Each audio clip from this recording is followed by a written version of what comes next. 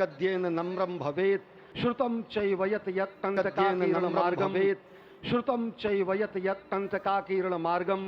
Doctor Iqbal ने सही कहा है, वज़ा में तुम हो नसारा तो तमद्दुन में हुनूद। ये मुसलमान हैं जिन्हें देख के शर्माए यहूद। यूं तो सैयद भी हो, मिर्ज़ा भी हो, अफ़गान भी हो, तुम सभी कुछ हो, बताओ तो मुसलमान भी हो। ये मौलाना उमैर इलियासी साहब हैं। ये अयोध्या में राम मंदिर प्राण प्रतिष्ठा समारोह में हाजिर हुए हैं और क्यों हाजिर हुए हैं आप सुन लीजिए। देखिए, ये बदलते भारत की तस्वीर है। आज का भारत नवीन भारत, आज का भारत उत्तम भारत।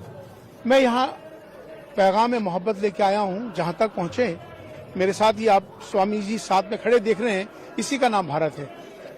हमारी इबादत करने के तरीके अलग जरूर हो सकते हैं, पूजा पद्धति जरूर अलग हो सकती है, हमारी आस्थाएं जरूर अलग हो सकती हैं, लेकिन हमारा जो सबसे बड़ा धर्म है वो इंसान और इंसानियत का है। आओ हम सब मिलकर इंसानियत को बरकरार रखें। दूसरा, हम सब भारतीय हैं, भारत में रहते हैं, तो हम सबको चाहिए कि हम अपने भारत को मजबूत करें। हमारे लिए राष्ट्र सर्वोपरि है। दूसरी बात यह है कि आज का जो पैगाम है, आज का जो संदेश है, वो नफरतों को खत्म करने के लिए है कि बहुत रंजिशें हो गई, बहुत दुश्मनी हुई, बहुत लोग मारे गए, बहुत राजनीति हुई।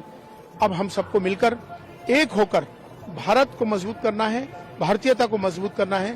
राष्ट्र सर्वोपरि है, इसी पैगाम को आगे लेके जाना है।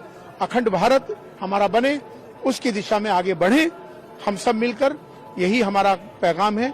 जिस तरह से मोदी जी आज पूरी दुनिया के अंदर आज भारत का नेतृत्व कर रहे हैं, तो हम भी सब मिलकर एक साथ होकर अपने राष्ट्र को मजबूत करें, यही हमारा पैगाम है।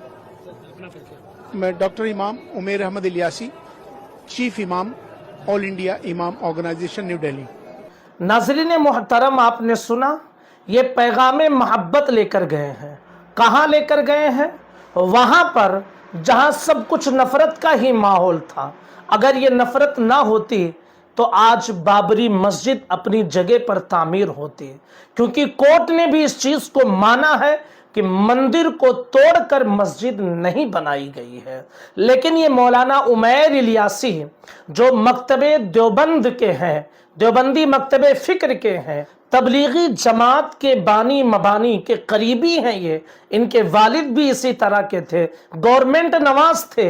यही मौलाना उमैर इलियासी हैं। कुछ दिनों पहले इनकी एक वीडियो वायरल हुई थी जिसमें ये मोहन भागवत को तस्बीह के दाने दे रहे थे और अपने उलमा को बुलाकर मोहन भागवत के हाथों से उनके गले में माला पहनवा रहे थे, गोया गुलामी का पट्टा डलवा रहे थे। अब ये पैगाम मोहब्बत लेकर अयोध्या गए हैं।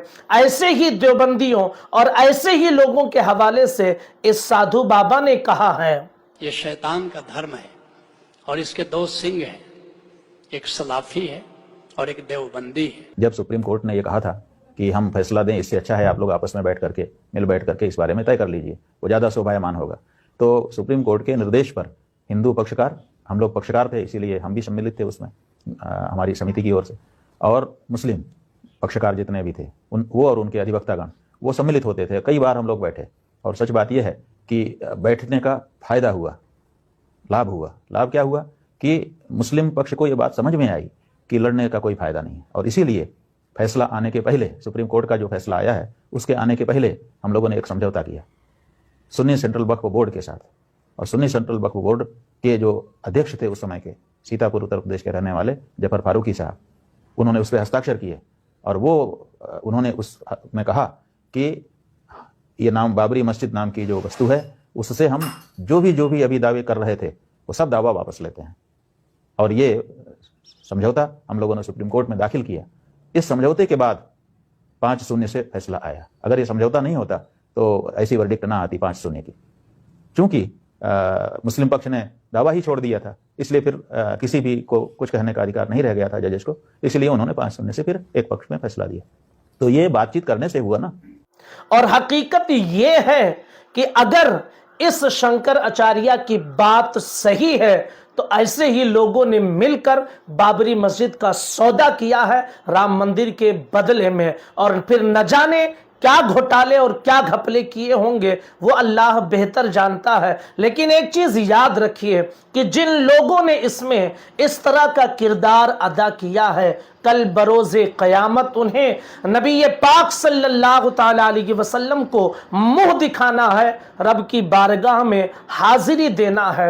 लेकिन मैं एक बात जरूर ये कहूंगा कि इसमें कहीं ना कहीं मकतबे फ़िक्र देवबंद के लोग इन्वॉल्व हैं, उसके मुकदमे की लड़ाई से लेकर और यहाँ राम मंदिर की तामीर तक हर हिस्से में कहीं ना कहीं इनका कोई ना कोई मौलवी शामिल होता नजर आ रहा है।